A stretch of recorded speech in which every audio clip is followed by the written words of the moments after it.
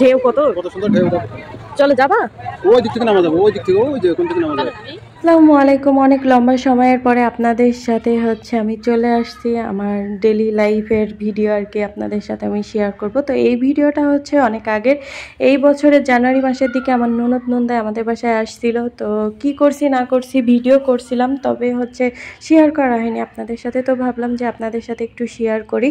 তো এখানে ওরা যেদিন আসছিল সেই দিনই সন্ধ্যাবেলার দিকে আমরা সি বিচে চলে গিয়েছিলাম, কারণ আমাদের এলাকায় তো সাগর নেই ওইভাবে।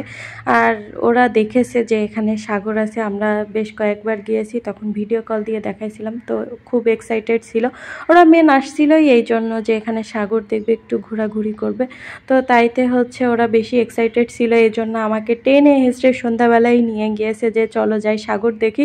কিন্তু আমার সন্ধ্যাবেলা না যাওয়ার ইচ্ছা ছিল না, আমি বলতেছিলাম যে তারপরের দিন যাই, কিন্তু না, কে শোনে কার কথা।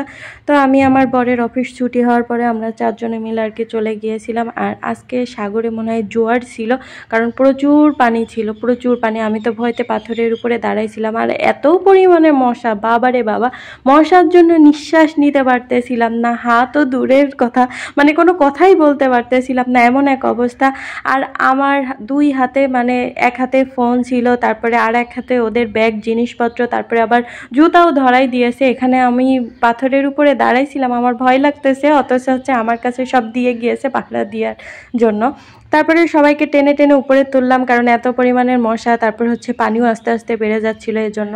তো উপরে আসার পরে টুকিটাকি জিনিসপত্র আমার ননদ কিনতে চাচ্ছিল, যেহেতু এখানে আসতে ঘোরার জন্য। তো ঘুরতে আসলে তো অনেকেই মানে কেনাকাটা করে আর কি বাসায় নিয়ে যায়, সেই উদ্দেশ্যেই আর কি।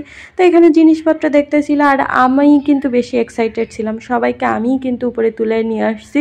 ওরা তো পানিতে থাকতে চাচ্ছিল ছবি তোলার জন্য, কিন্তু আমার কথা ছিল না, চলো এখানে অনেক জিনিসপত্র আছে সেগুলো দেখি, অথচ আমি কিছুই নিইনি।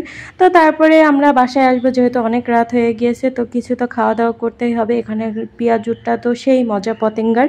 তো আমরা পেঁয়াজুর অর্ডার দিয়েছিলাম, আর ভাবলাম যে কাঁকড়া খাই, কারণ আমার ননদ নন্দায় কোনো সময় কাঁকড়াই খায়নি। কিন্তু আমি 4-5 বছর আগে সাতক্ষীরাতে একবার কাঁকড়া খেয়েছিলাম, কাঁকড়াটা আমার কাছে সেই মজা লাগছিল। তো এটা সেকেন্ড টাইম।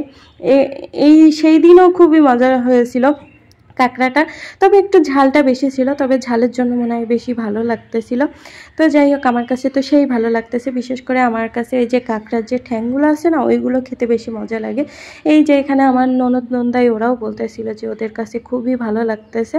তবে এই কাঁকড়াগুলো না ফ্রেশ ছিল না, মানে একটু মানে শুটকি শুটকি টাইপের মতন আর কি আমার কাছে লাগতেছিল। কিন্তু আমরা সাতক্ষীরাতে যেটা খেয়েছিলাম ওটা টাটকা কাঁকড়া ছিল, ওটা খেতে বেশি মজা লাগছিল। এখানে দেখেন আমরা সব কাঁকড়া খেয়ে শেষ করে দিয়েছি। আর এখানে কাঁকড়া খাওয়া মানে দেখেন একেবারেই প্লেট বোঝাই হয়ে গিয়েছে, কারণ কাঁকড়ার তো সব কিছু একেবারে খাওয়া যায় না। তো আজ এই পর্যন্তই, আমরা অনেক মজা করছিলাম।